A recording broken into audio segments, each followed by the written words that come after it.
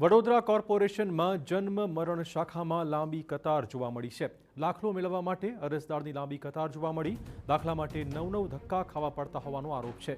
જન્મ અને મરણનો દાખલો મેળવવામાં લોકોને હાલાકીનો સામનો કરવો પડી રહ્યો છે। અરજદારોને કલાકો સુધી કતારમાં ઊભા રહેવાનો વારો આવ્યો છે।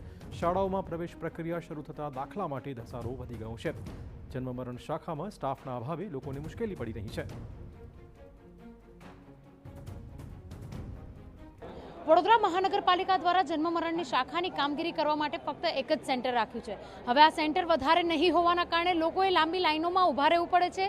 બે ત્રણ વખત ધક્કા ખાવા પડે ત્યારબાદ તેઓની કામગીરી પૂરી થતી હોય છે। ત્યારે આ તમામની વચ્ચે માંજલપુર વિસ્તારમાં સ્પોર્ટ્સ કોમ્પ્લેક્સમાં શરૂ કરાયેલી જન્મ મરણની શાખામાં સ્ટાફની કમી અને તેની સાથે સાથે જે પ્રકારની કામગીરી થઈ રહી છે તેને લઈને જે ગ્રાહકો છે તેઓ મુશ્કેલીમાં મુકાઈ રહ્યા છે। જે રીતે નગરજનો પોતાના કામ માટે આવે છે તેઓએ ધક્કા ખાવા પડી રહ્યા છે। વાત કરીએ જે નગરજનો છે તેમની સાથે કયા પ્રકારની મુશ્કેલી પડી રહી છે અને શું તકલીફ છે। 30 દિવસ પછીની મુદત આપી હતી, આજે 30 દિવસ પછી અઠવાડિયું થઈ ગયું, ફરી મને 10 દિવસનું ઝેરો અને પહેલાં કહેતા નથી કે તમે ઝેરોક્સ લાવો, ફરી પાછા ઝેરોક્સ લેવા કરવા મોકલે છે। જાણી જોઈને ધક્કા ખવડાવી રહ્યા છે એવું આપણે હવે એ તો પણ એમની 1 મહિનાની મુદત આપી છે, ત્યાં સુધીમાં તો તૈયાર થઈ જાય ને દાખલો। અને સિનિયર સિટીઝન માટે કોઈ વ્યવસ્થા જ નથી। બિલકુલ જે રીતની પરેશાનીઓનો સામનો કરી રહ્યા છે મહિલા પણ લાઈનમાં ઊભા છે, તેમની સાથે વાત કરીશું। કયા કામ માટે આપ આવ્યા હતા અને કેટલા ટાઈમથી અહીંયા ઊભા છો? નામ સુધારવાનું છે બર્થ સર્ટિમાં આધાર કાર્ડ પ્રમાણે। હવે એમાં સનના નામની પાછળ ફાધરનું નામ હોય, કા સરનેમ આગળ પાછળ હોય, એટલે સુધારવા આ ચોથો ધક્કો છે।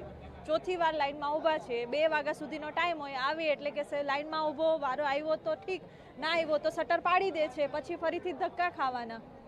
સ્કૂલોમાં જમા કરાવવાનું છે કે એટલી મુશ્કેલી કરાવવાનું છે, એટલે મુશ્કેલી એ છે કે સ્કૂલમાં હવે ખુલશે તો ટાઈમ ઓછો છે, સ્કૂલવાળા પ્રેશર આપે છે કે તમે જલ્દી સબમિટ કરાવો, અહીંયા કામ થતું નથી।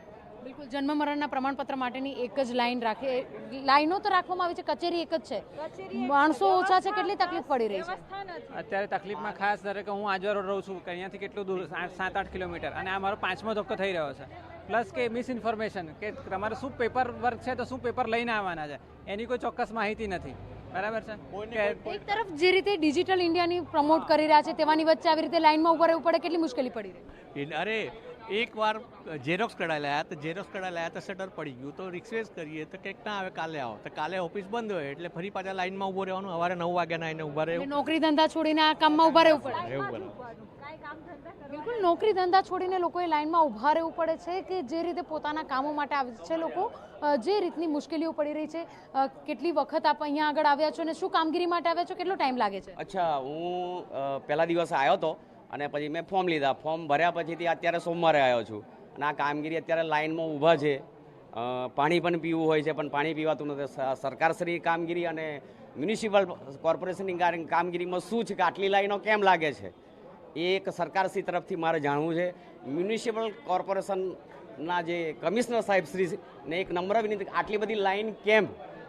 તો કઈ કામગીરીની ધીમી કામગીરી ચાલી રહી છે કે ઝડપથી કામગીરી છે, એ જાહેર જનતા જવાબ માંગીશ। બિલકુલ જાહેર જનતા જવાબ માંગે છે એવું કહી રહ્યા છે, કારણ કે બીજી તરફ આપણે જે રીતના જોઈ શકીએ છીએ કે જે પ્રકારે માણસો પણ ઓછા છે, જે રીતના કાઉન્ટર પર હોવા જોઈએ, કામગીરીમાં ધીમી રીતે થઈ રહ્યું હોય, જેના કારણે લોકોએ મુશ્કેલીનો સામનો કરવો પડી રહ્યો છે।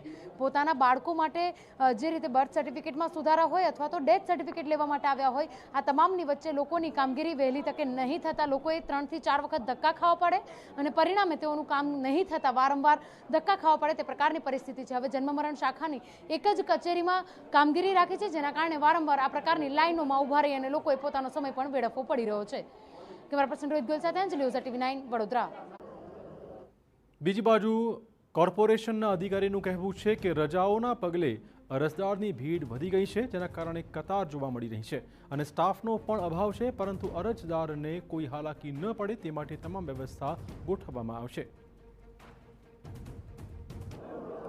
અરજદાર એવું કહેતા હોય કે 9 ધક્કા છે કે 5 ધક્કા ખવડાવે છે, ખરેખર કોઈ પણ માણસ આવે, કોઈ પણ સિટીઝન આવે, એનું કામ એક સમયમાં પતી જવું જોઈએ। કોઈ પણ વાંધા કે એવું હોય એક વખતમાં એને તમામે તમામ વાંધા જણાવી દેવાના હોય. જ્યારે બીજી વાર માણસ આવે ત્યારે એને જે પણ જન્મનો હોય, મરણનો દાખલો હોય કે મેરેજ રજિસ્ટ્રેશન સર્ટિફિકેટ હોય એને ઇસ્યુ કરી દેવું પડતું હોય છે.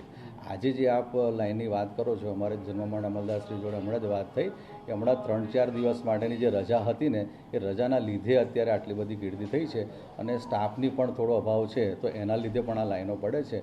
તો જન્મમાં અમલદારને પણ આ બાબતે સૂચના આપી છે.